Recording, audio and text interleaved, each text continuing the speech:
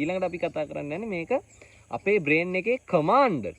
අපේ නළලේ පිටිපස්සේ තියෙනවා ඩෝසරටලර් ප්‍රීෆ්‍රන්ටල් කෝටෙක්ස් එක කියලා එකක්. හරිද? ඒක තමයි අපේ බ්‍රේන් එකේ කමාන්ඩින් ඔෆිසර්.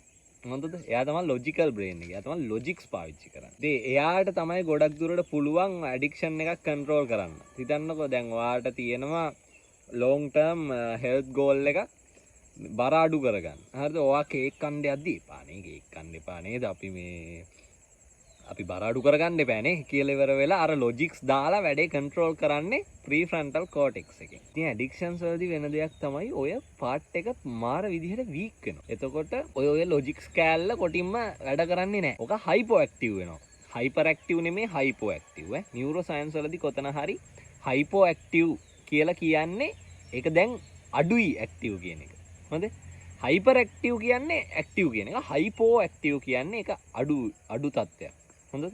එතකොට මේ ප්‍රීෆ්‍රන්ටල් කෝටෙක්ස් එක හයිපෝ ඇක්ටිව් වෙනවා මේ ඇඩික්ෂන් එකක ඉන්නකොට. ඉතින් at the same time hyper active වෙනවා ඔටෝමැටිකල් බ්‍රේන් එක. ඒ කියන්නේ යට කොටස තමයි ප්‍රීෆ්‍රන්ටල් කෝටෙක්ස් එක නෙමෙයි අනික් කොටස තමයි අපේ ඔය ඔටෝමැටික් දේවල් කන්ට්‍රෝල් කරන. ඒ කියන්නේ බ්‍රේන් එකේ නිකන් ඔහේ යන දේවල් තියෙන්නේ.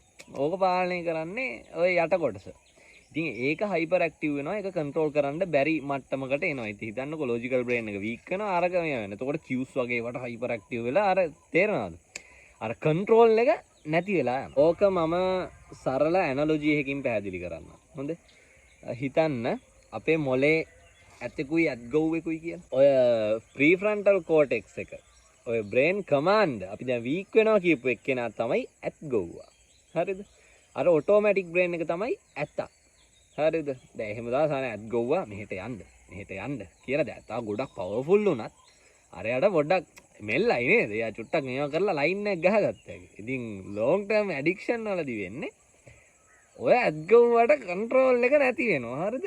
උගේ හෙල්ල නැති වෙනවා. හරිද? උළු ආයසට ගිහිල්ලා වගේ වෙනවා. ඌ කන්ට්‍රෝල් නැති වෙනවා. අර ඇත්තට යනගෙන මෙහෙට යන්න පුතේ කියලා කියා ගන්න බැරි වෙනවා.